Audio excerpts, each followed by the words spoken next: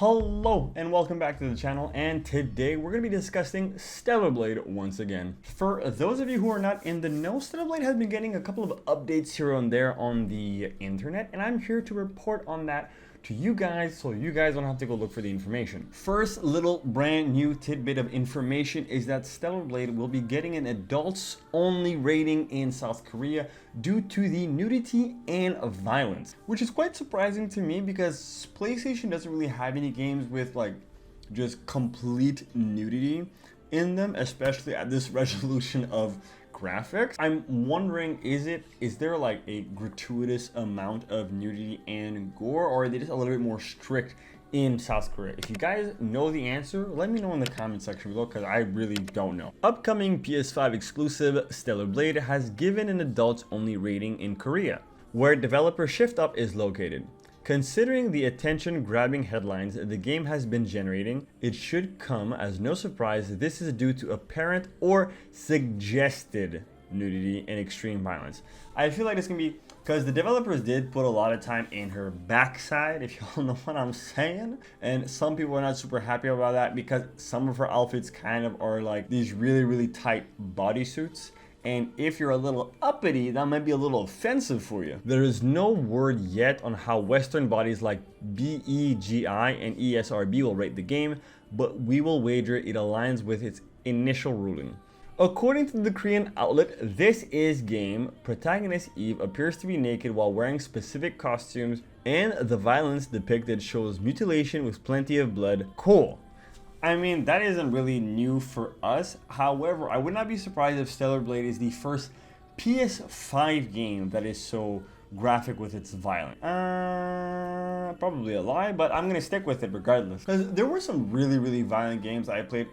Any of the God of Wars up until 3. But I guess because perhaps the graphics weren't as high res, the tolerance for it was much higher. That's just like my speculation on why they might be a bit uppity about violence now, but hey, I'm just some guy on the internet. Stellar Blade is due on PS5 on April 26 and proudly pays homage to the legendary Japanese action game that similarly features scantily clad women as protagonists like Nier Automata and Bayonetta. First of all, Nier Automata and Bayonetta, fantastic games. And this is a hill I will die on. Some of the best action games I've ever played, with some of the best female protagonists I've ever played with. And that's not because they're sexualized. That's because it's straight up a good game. You want people to watch movies with female leads, and you guys want them to play games with female leads. Make a good game. People will not care who the protagonist is if the game is good. Refer to Nier Automata, refer to Bayonetta. Both of these series found fervent, fiercely protective following in the West.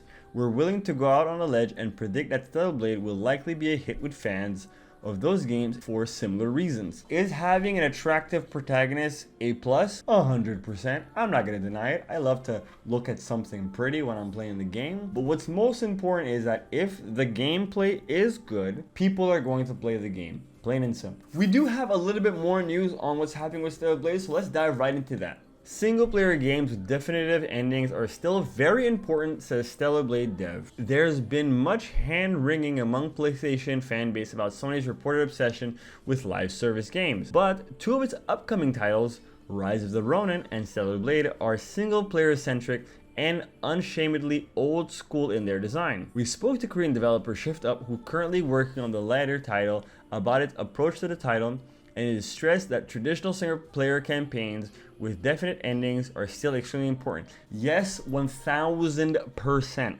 I've been on the PlayStation bandwagon since PlayStation 1. I don't know what happened in the age of the PS3. That's like when the whole online thing happened and everything was live service and everything was FPS and everything was freaking Call of Duty or whatever like that. I hated that era of PlayStation because everyone was going for the multiplayer. I love a single player game with a fantastic story. Spider-Man 2018, God of War on the PS4, fantastic games. Single player, ending, no live service. I have so many hours on God of War 2018. I think I have over 300 hours on God of War 2018, and that's a single player game. Single player games are important. Stellar Blade is going to be a success. I'm calling it here. I'm calling it here right now. Stellar Blade is going to be a success, and it's going to be better than any of the live service games that are going to be coming out this year. Watch it happen. I mean, I'm making a lot of assumptions here. I really hope I'm right. The Korean gaming market is very mobile centric, so everyone is developing for smartphones. Game director Hyung Tae Kim admitted, "We felt single player console games with a definitive ending is still valid and is still very important." So we're hoping Stellar Blade will be a significant title that will encourage other Korean developers to see this as a starting point and be inspired for future projects. I would love to see more console games from other countries, because right now, correct me if I'm mistaken, we're seeing console games from a couple of European countries, Japan, and America, right? Canada and the US. Besides that, I haven't really seen much console games come from anywhere else. Black Myth Wukong is also coming from China, but right now, we don't have that much diversity in who's bringing our games. If Stellar Blade actually helps and encourages more developers to make more console games, I am here for it. I would love to see more console games from different countries. It's reported that Stellar Blade will take around 25 hours to complete, but that length will double if you decide to engage with its side quests and secret content. Furthermore, all of protagonists' Eve's outfits and customization options will be unlockable in-game, without any further purchases or microtransactions required. Now, I'm glad that they're talking about game length. They're saying it's about 25 hours and an extra 25 hours if you want to complete everything. I would take this with a grain of salt. I feel like lately a lot of developers, Spider-Man 2 especially, have been talking about how long their game is. 25 hours, 100 hours, yada yada yada. And I've been regularly misled. Spider-Man 2, they said it was 25 hours for the story. I 100% of the game in 14 hours, right? That's side quests included. Final Fantasy 16, they said that the story was about 100 hours and it was going to be 200 hours to 100% of the game. I 100% of the game in about 90 hours. I am not a speedrunner. So I'm taking this whole 25 hours thing with a grain of salt. However, I am optimistic with what they've shown in the game and how much they are discussing. As for the microtransactions, I'm okay with microtransactions as long as they're purely cosmetic. But the fact that we're going to get every single outfit unlockable is a pretty sweet deal, and kudos to you guys. They asked the developer Kim, "Can you explain what makes Stellar Blade combat system unique compared to other character action games on the PS5? Kim replied, "Battle occurs with an attractive female protagonist who uses blade. We put practically everything you can do with a blade into the game. You get to use different combos and skills, but that doesn't mean you can just thoughtlessly use them. Instead, you need to learn the patterns of the monsters and think about how you want to attack. It's a bit of a back and forth between you and the enemy." So this is seriously giving me some Devil May Cry vibes, some Nier Automata vibes, right? Because in those games, you could just blast down enemies with these insane combos, but it took barely anything to knock you out of that combo. If they give us this level of freedom in combat, I cannot wait to see the combo mad videos that we're going to be seeing for Stellar Blade. In addition to melee combat, there's a third-person shooter mode where you get to experience ranged combat.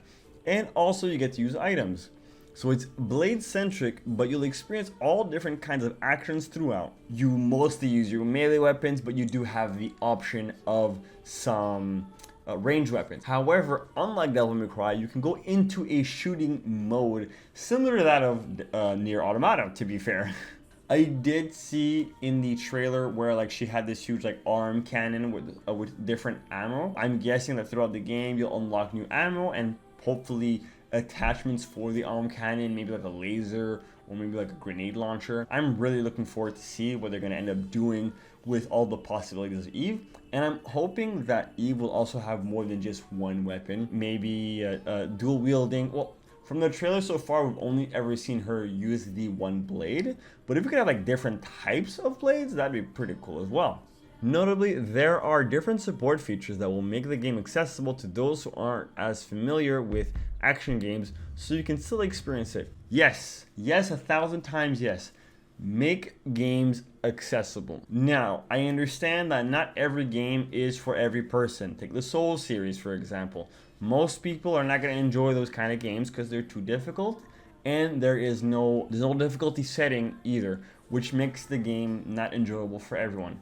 I get it. I love those games. I'm not gonna push that on anybody else. But if you're gonna make a big single player title like this and you want to reach the broadest audience you can, make action games more accessible to people who are not huge fans of action games. Eve appears to have lots of different outfits and hairstyles in the trailer. How important is character customization in Stellar Blade? Approximately how many options will players have in the final game? Kim replied with, there are 30 different outfits available in the game and they are all collectible through gameplay. So you can explore and go on quests or go in-game shops to purchase them. You can enjoy that collection element in the game. Also, by going on quests, you can unlock hairstyles, so you can customize different looks, and there are other accessories like earrings and glasses. But the important part is that these are all acquirable in-game without any additional purchases. I am what you would call a fashionista in video games. I will change my outfits so many times, and I have spent way more money than I'm willing to admit on skins. You guys can't prove it. You guys have no receipts. I love skins, and I love the fact that not only can you change your outfit, you can even change your hairstyle. I don't care what you think of me. I am here for it. More games need to give us alternate costumes. They're all free. It costs in-game currency that you get in-game. None of the money you're going to be spending is going to be any of your actual costs, except for the initial purchase. And thank you so much for this. Another question they had, a fan account last year claimed Eve's character is based on Korean model Shin Jay Yun. Are you able to confirm the case? If so, why did you select her as the face of Eve? Yes, we did base the character of Eve on the model Shin Jay Yun. We thought that her body shape would be a good reference for the character that we're pursuing, but the face was created originally in-house. It's just the body of the model that we scanned for the game. Of course, it depends on how you define beautiful bodies, but for us, we wanted to come up with the most attractive looking body for the user, so this is why we made the decision to work with her. Guys, I'm looking at her and I get it. Very attractive lady, very attractive 3D model of her. Y'all knocked it out of the park, and that's all I gotta say about that. The music is an important element in the game that really portray the world's views of Stellar Blade. We have about 100 tracks on the soundtrack, and most songs have a kind of chorus or some kind of human voice in them. Around 60% of the songs were created in-house, while the other 40% were created by a sound studio called Monica, led by the composer Kichi Okabe. Okabe-san was the composer of Nier. Let me repeat that. Okabe-san was the composer of Nier. If you guys need any more explanation as to why the soundtrack is just going to absolutely slap, pay attention to the song that's playing in the background right now. Yeah, composed by Akabe-san. You're welcome. And that is going to be it for today's video, guys. Let me know what you think in the comment section down below. Will you be getting Stellar Blade? Come on, if you're watching this video, you're probably gonna get Stellar Blade. Let's be honest, unless you don't have a PS5. And while you're down there, might as well like, share, comment, subscribe, all that good stuff. Dang that notification button. And if you don't want to, well, remember, at the end of the day, I'm just some guy on the internet, and I'll see you guys next time. Peace.